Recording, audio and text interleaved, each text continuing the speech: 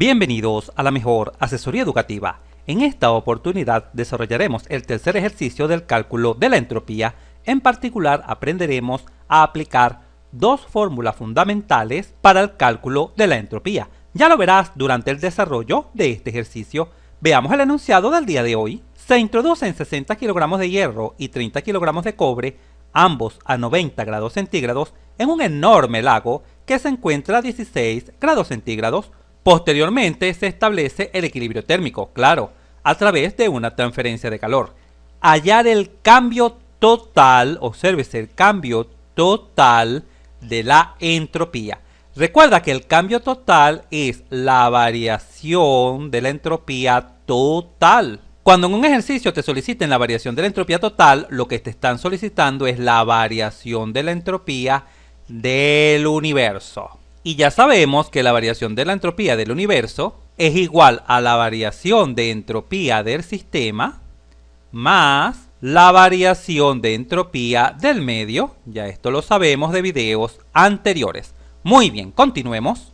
Ilustremos lo que está sucediendo. Se tiene un gran lago y dentro de él se dejan caer por un lado 60 kilogramos de hierro y por el otro 30 kilogramos de cobre, ambos a una temperatura de 90 grados centígrados. ¿Qué sucederá? Lo que sucederá es que tanto el hierro como el cobre comenzarán una transferencia de calor. Y como sabemos que el calor se transfiere desde el cuerpo más caliente hacia el más frío, como el agua se encuentra a una temperatura de 16 grados centígrados, el calor fluirá desde cada uno de estos cuerpos, desde el hierro y el cobre, hacia el agua del lago hasta llegar a un equilibrio térmico. Recuerda que el equilibrio térmico es cuando ambos cuerpos, en este caso hierro, cobre y el agua, llegan a la misma temperatura. Pero ojo, en este caso, cuando se menciona en el enunciado un enorme lago, es que el lago es tan, pero tan grande que la temperatura del agua, que es de 16 grados centígrados, se puede considerar constante, es decir, la temperatura del lago permanece constante debido a que los bloques de hierro y cobre son relativamente pequeños en comparación con el lago. Genial, continuemos. En la parte superior de la pantalla se ha establecido quién es el sistema y quién es el medio. En este caso tenemos dos sistemas o dos cuerpos. Recuerda que cada uno de los cuerpos representa un sistema.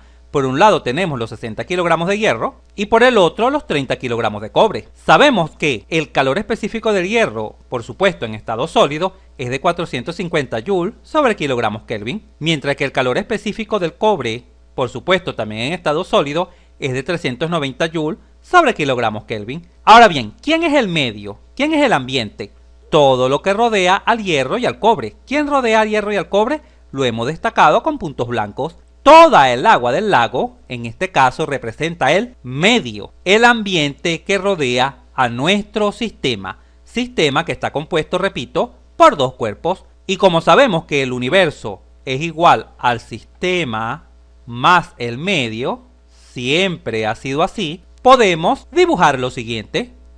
Hemos destacado en morado el universo. Dentro del universo tenemos tanto el sistema como el medio, que en este caso viene dado por el agua del lago. Este es nuestro universo. Y lo que el ejercicio solicita, tal como ya te comenté, es la variación total. O lo que es lo mismo, la variación de entropía del universo, que en este caso es igual a la variación de entropía del sistema más la variación de entropía del medio. Ojo, en este caso la variación de entropía del sistema se subdivide en dos.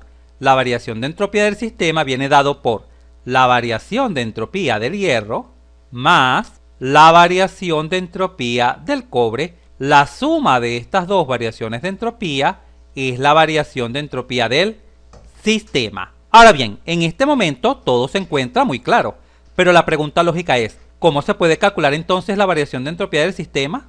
¿Y cómo podemos calcular la variación de entropía del medio? Vamos a ello.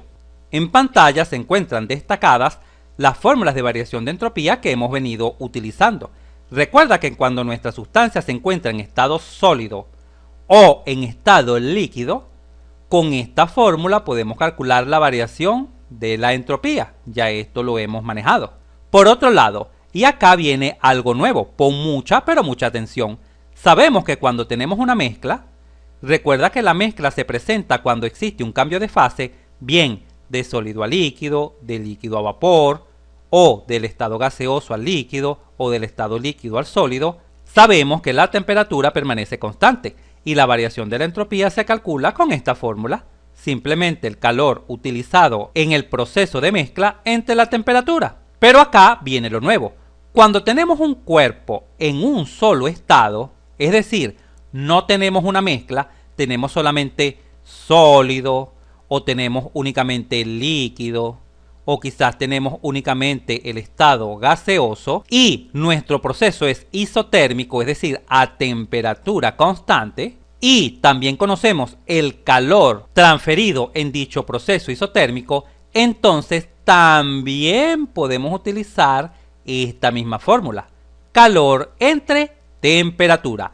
Como este es un nuevo aspecto y es fundamental que lo comprendas muy pero muy bien, vale la pena dedicar algunos minutos a detallar lo que acá está sucediendo. Te invito en este momento a poner especial atención a lo que a continuación te explicaré, ya que de tenerlo claro no tendrás ningún problema en el cálculo de la variación de la entropía. Sin embargo, si esto no lo tienes claro, te puede traer confusiones y no saber qué fórmula vas a utilizar en algún momento determinado.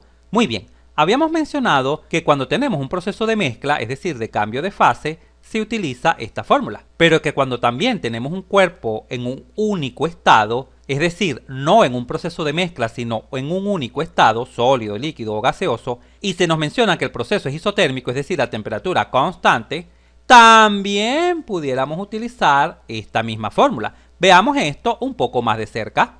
Ya sabemos que cuando tenemos un proceso de mezcla, tal como este que está acá, cambios de fase entre sólido y líquido o líquido y sólido, o de vapor a líquido o de líquido a vapor, estos procesos siempre, ojo, siempre ocurren a temperatura constante. Ya esto lo sabemos de la teoría. En termodinámica, cada vez que tenemos una mezcla, líquido, vapor, etc., se sabe que la temperatura permanece constante, o lo que es lo mismo, el proceso es isotérmico. Y por lo tanto, cuando se nos pida calcular la variación de la entropía en estos casos de mezcla, esta será la fórmula a utilizar, esta que está acá, tal como ya se ha demostrado en ejercicios anteriores. Ahora bien, vamos a la parte nueva. Cuando se tiene una sustancia en un único estado, ojo, en un único estado, ¿qué significa único estado? Que se encuentra o bien en estado sólido, o bien en estado líquido, o bien en estado gaseoso únicamente, no en un proceso de mezcla, no en un proceso de mezcla. Pero en cualquiera de esos estados está sufriendo un proceso isotérmico.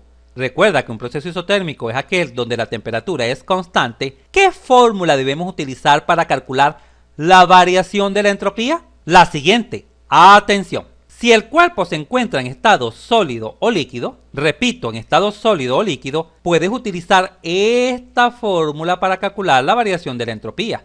Simplemente divides el calor entre la temperatura, la cual es constante. Ahora, si tu sustancia se encuentra en estado gaseoso, ojo con lo que a continuación te voy a decir, puedes utilizar dos fórmulas para calcular la variación de la entropía. ¿Sí? Dos fórmulas. Por un lado, esta misma fórmula, esta que está acá arriba, pero si conoces el calor que está entrando o saliendo a tu sustancia en estado gaseoso, perfectamente puedes utilizar esta fórmula. El calor conocido entre la temperatura, que ya sabemos que permanece constante. Ojo, esto es solo para procesos isotérmicos a temperatura constante.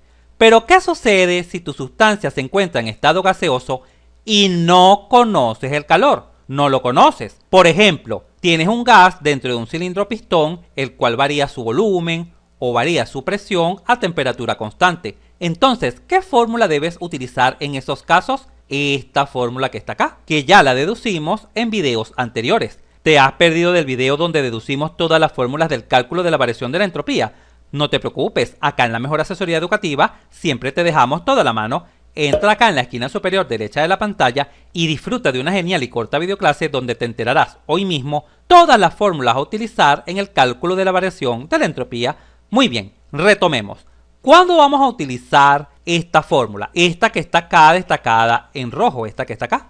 ¿Cuándo la vamos a utilizar? La vamos a utilizar cuando se cumplan tres condiciones. Primera, que la sustancia se encuentre en estado gaseoso. Segunda, que el proceso sea isotérmico, es decir, a temperatura constante. Y tercera, que no se conozca el calor, no te lo mencionan, que no lo puedas calcular, pero si conoces la variación del volumen o conoces la variación de la presión. Recuerda lo que significa este signo que está acá, te lo voy a recordar. La fórmula se lee así: masa, la masa de gas, por la R del gas, por el logaritmo, o bien de V2 entre V1, pero si lo que conoces son las presiones, entonces será el logaritmo de P1 entre P2. Repito, si lo que conoces son los volúmenes, quedará así: el logaritmo de V2 entre V1, así te quedará. Pero si lo que conoces son las presiones, te quedará así: te quedará logaritmo de P1 entre P2, así te quedará. Genial, estoy seguro que ha quedado suficientemente claro cuándo utilizar una fórmula u otra. Retomemos el ejercicio del día de hoy, que está diseñado especialmente para que notes esta diferencia. Muy bien, sabemos que nos solicitan la variación de entropía del universo, la cual es igual a la variación de entropía del sistema, tal como ya lo sabemos, más la variación de entropía del medio. También sabemos que la variación de entropía del sistema en este caso será igual a la variación de entropía del primer cuerpo o el primer sistema, que es el hierro, más la variación de entropía del segundo sistema o del segundo cuerpo, que es el cobre. Se debe proceder a calcular cada una de estas variaciones de entropía. ¿Pero qué fórmula vamos a utilizar? Sabemos que durante el proceso, tanto el hierro como el cobre se mantienen en estado sólido. Míralo, en estado sólido. Por lo tanto, la fórmula adecuada para calcular la variación de la entropía es esta que está acá.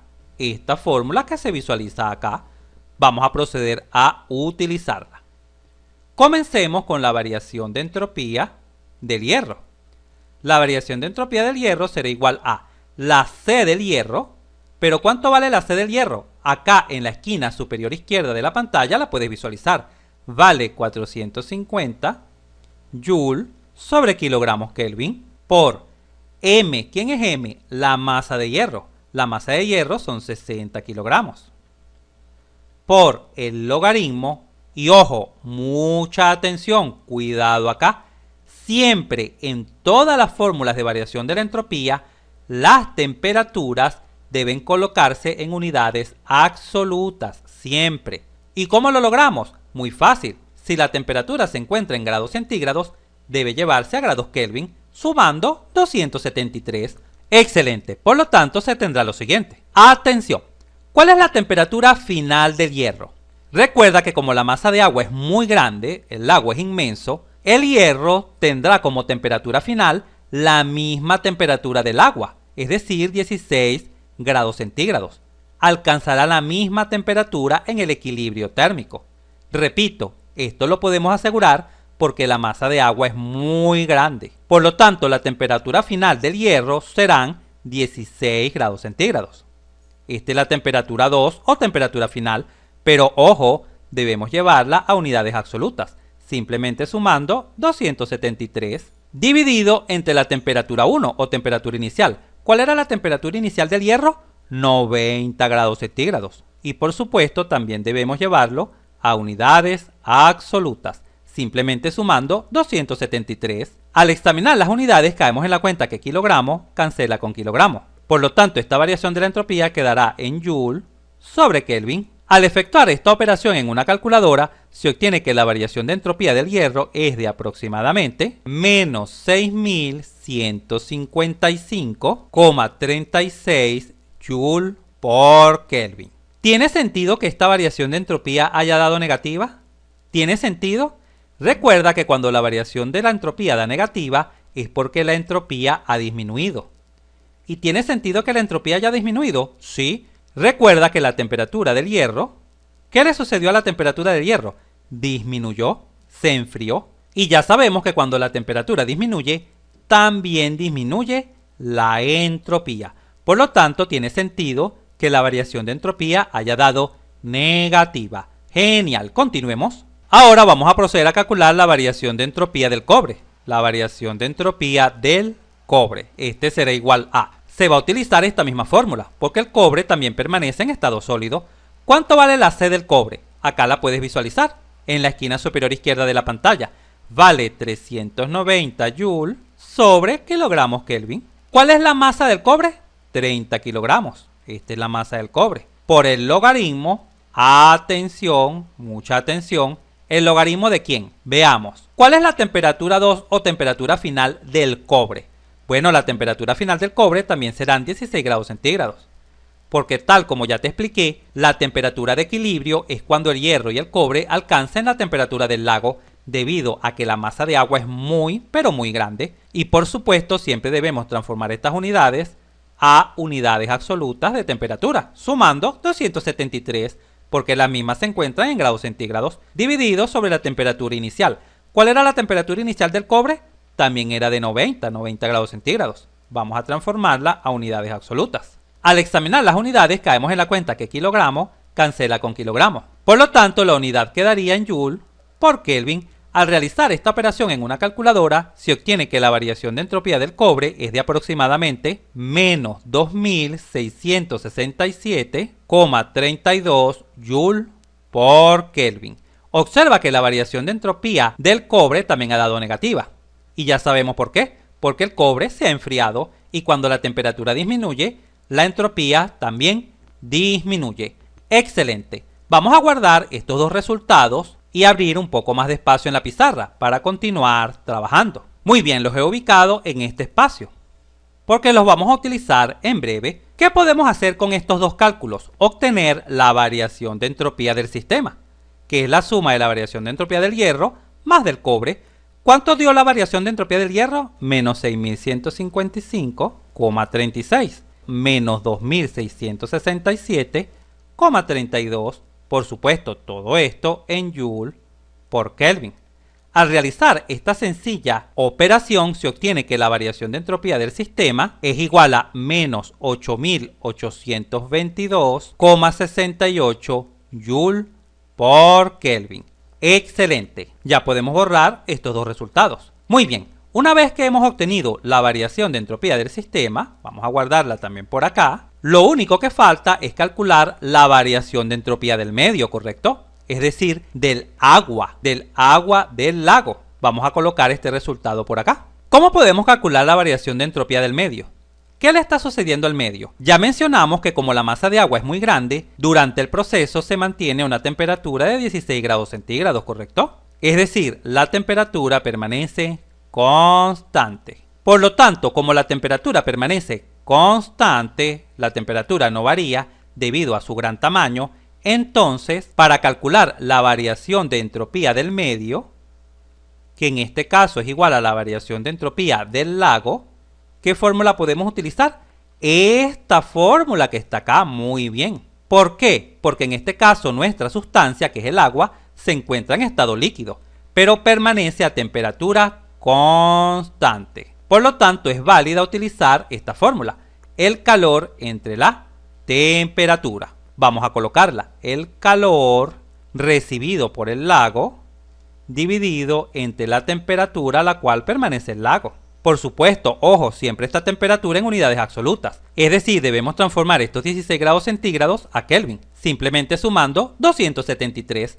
Eso no representa mayor dificultad. Sin embargo, en este momento te pregunto, ¿cuál es el calor recibido por el lago? ¿Qué calor ha recibido el lago? Bueno, evidentemente el calor que ha recibido el lago es igual al calor que le dio el bloque de hierro más el calor que le dio el bloque de cobre, ¿correcto? En la figura se observa claramente que la transferencia de calor se sucedió desde el cuerpo más caliente, que eran estos dos trozos de metales, hierro y cobre, hacia el agua, evidentemente. Ahora bien, recuerda que básicamente vamos a trabajar con dos tipos de calores, el calor sensible y el calor latente. Y te recuerdo lo siguiente, cuando el cuerpo que transfiere o absorbe calor se encuentra en un mismo estado, es decir, sólido, líquido o gaseoso, la fórmula a utilizar para ese calor es el calor sensible, que viene dada por la masa por C por la temperatura final menos la temperatura inicial, el calor sensible. Repito, esta fórmula se utiliza cuando la sustancia permanece en un solo estado. En cambio, cuando tenemos un proceso de mezcla, donde se está dando un proceso de cambio de fase, sólido-líquido, líquido a gas, etc., se utiliza la fórmula del calor latente. Y la fórmula del calor latente no es más que L por M. Esto ya lo manejamos. En nuestro caso, ambos cuerpos permanecen en un mismo estado, en estado sólido. No hay ningún cambio de fase, por lo tanto el calor a utilizar es el calor sensible, este que está acá. Así podemos escribir lo siguiente. Esto será igual a, ¿cuál es el calor que sale del hierro? El calor que sale del hierro viene dado por la masa de hierro, por la C del hierro, por la temperatura final del hierro, menos la temperatura inicial del hierro, ¿correcto? Más, ¿y cuál es el calor que sale del cobre? El calor que sale del cobre viene dado por la masa de cobre, por la C del cobre, por la temperatura final del cobre, menos la temperatura inicial del cobre. ¡Qué fácil y sencillo es! Y ojo, ojo, siempre recuerda la convención de signo. Siempre recuerda la convención de signo. Cuando tenemos un sistema cualquiera, y el calor está entrando, ¿cómo es ese calor? Muy bien, es positivo, muy bien. Pero cuando el calor sale del sistema, ¿cómo es ese calor? Es negativo, muy bien. Por lo tanto, este calor del hierro está saliendo del hierro. Por lo tanto, cuando hagas este cálculo, te va a dar negativo. Porque claro, este calor está saliendo del hierro. Y cuando hagas este otro cálculo, de seguro también te va a dar negativo. Porque claro, este calor está saliendo del cobre. Y cuando los calores salen del sistema, los calores son negativos. Pero ojo, estos dos calores están entrando al lago, ¿correcto? Están entrando al agua del lago. Por lo tanto, como están entrando al lago, el calor que entra al lago es positivo. No te preocupes, esto te quedará bien claro cuando estemos realizando los cálculos. Vamos a ello. Vamos a proceder a sustituir. Esto será igual a, ¿cuál es el calor que aporta el hierro? Bueno, la masa de hierro es de 60 kilogramos por la C del hierro vale 450 Joule sobre kilogramos. Acá vamos a colocar grados centígrados porque la diferencia de temperatura la vamos a trabajar en grados centígrados. Esto ya lo he mencionado varias veces en otros videos, pero no importa, vamos a recordarlo. Recuerda que la unidad de C del calor específico puede ser Joule sobre kilogramos Kelvin, o también puede ser Joule sobre kilogramos grados centígrados. El hecho de que acá yo coloque Kelvin o coloque grados centígrados no representa ningún cambio. Estas dos unidades continúan siendo iguales, no hay ningún tipo de problemas. Y quizás te puedas preguntar, ¿pero cuándo coloco grados centígrados? Colocarás grados centígrados cuando vayas a trabajar la diferencia de temperaturas en grados centígrados y colocarás grados Kelvin cuando vayas a calcular la diferencia de temperatura en grados Kelvin. Pero ojo, siempre recuerda que la diferencia de temperatura en grados centígrados siempre será idénticamente igual a la variación de la temperatura en grados Kelvin. Siempre. Cuando tengas resta de temperaturas, es indiferente que la coloques en grados centígrados o que la coloques en grados Kelvin, porque independientemente de la unidad, llegarás al mismo resultado. Excelente. ¿Cuál es la temperatura final del hierro? 16 grados centígrados, ¿correcto? ¿Y la temperatura inicial? 90 grados centígrados. Más, ¿cuál es la masa de cobre? Bueno, la masa de cobre es 30 kilogramos. ¿Y cuánto vale la C del cobre? 390 Joule sobre kilogramos. También vamos a colocar acá grados centígrados, no hay problema, porque vamos a trabajar la diferencia de temperaturas en grados centígrados. ¿Cuál es la temperatura final del cobre? 16 grados centígrados. Ya hemos explicado por qué. ¿Y cuál es la temperatura inicial del cobre? 90 grados centígrados. Al examinar las unidades caemos en la cuenta que kilogramo cancela con kilogramo. Grado centígrado con grado centígrado. Kilogramo con kilogramo. Grados centígrados con grados centígrados. Por lo tanto, la unidad de nuestro calor quedará en Joule. Vendrá en Joule. Atención, cuando hagas esta resta, evidentemente te va a dar negativo, ¿correcto? Y cuando hagas esta otra resta también te va a dar negativa. Por lo tanto, al realizar esta operación total en una calculadora, es decir, 60 por 450 por esta resta que va a dar negativa, más 30 por 390 por esta resta que también va a dar negativa, obtendrás que el calor total que ha salido de ambos cuerpos es aproximadamente igual a menos 2.863.800 joules. Este es el calor total que ha salido tanto del hierro como del cobre, y repito, ha dado negativo porque está saliendo del sistema, está saliendo del hierro y saliendo del cobre. Pero ese calor entra ¿a dónde? Muy bien, ese calor entra al lago, y como entra al lago, ese calor es positivo. ¿Qué calor entró al lago? 2.863.800 joules. Mucho cuidado con el detalle de los signos, por lo cual voy a repetir, ya que suele ser fuente de error en este tipo de cálculos. Acá el calor ha dado negativo, acá, porque este es el calor que sale del hierro y del cobre. Por supuesto que debe dar negativo, pero cuando lo vas a sustituir acá en la fórmula, ojo en la fórmula, ¿a quién estás aplicando la fórmula? Al lago, al agua del lago. Y se sabe que este calor está entrando al lago, y como está entrando al lago, acá lo debes colocar positivo. Siempre recuérdalo, cuando el calor entra es positivo, cuando el calor sale es negativo. Mucho cuidado con este detalle. Genial, continuemos. Y todo esto dividido entre la temperatura constante que permanece el agua del lago, que son 16 grados centígrados. Y ojo, siempre debemos llevarlos a unidades absolutas, es decir, de grados centígrados a grados Kelvin.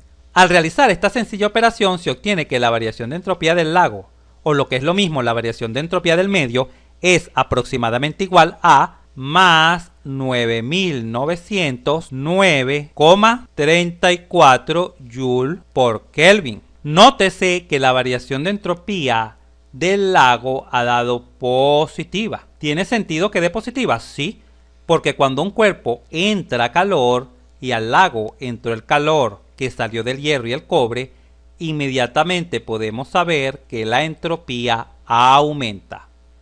Recuerda que la entropía aumenta cuando la temperatura aumenta o cuando se introduce calor al cuerpo. O lo que es lo mismo, la entropía disminuye cuando la temperatura disminuye o cuando sale calor del cuerpo. Excelente. Con este cálculo ya podemos obtener lo que se nos solicita, que es la variación de entropía del universo. Por lo tanto, la variación de entropía total, o lo que es lo mismo, la variación de entropía del universo, será igual a la variación de entropía del sistema, que es de menos 8.822,68 joules por Kelvin, más la variación de entropía del medio, o del lago, que vale 9.909,34, y por supuesto todo esto viene en joule por Kelvin.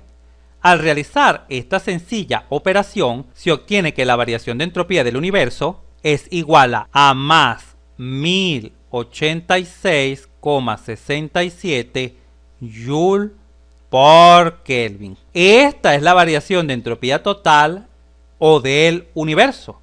Y observa, ojo, siempre, pero siempre la variación de entropía del universo debe dar positiva, siempre. Si te da negativa, debes detenerte y revisar tu procedimiento. ¡Excelente! Si este video te fue útil, suscríbete a nuestro canal. Así nos ayudas a crecer. Si te gustó, dale un like. Y si conoces a alguien, algún compañero, amigo o familiar que le pueda servir esta información, por favor compártela. Y continúa aprendiendo de forma rápida y fácil sobre este tema mirando este video para que veas cómo entenderás mucho más este punto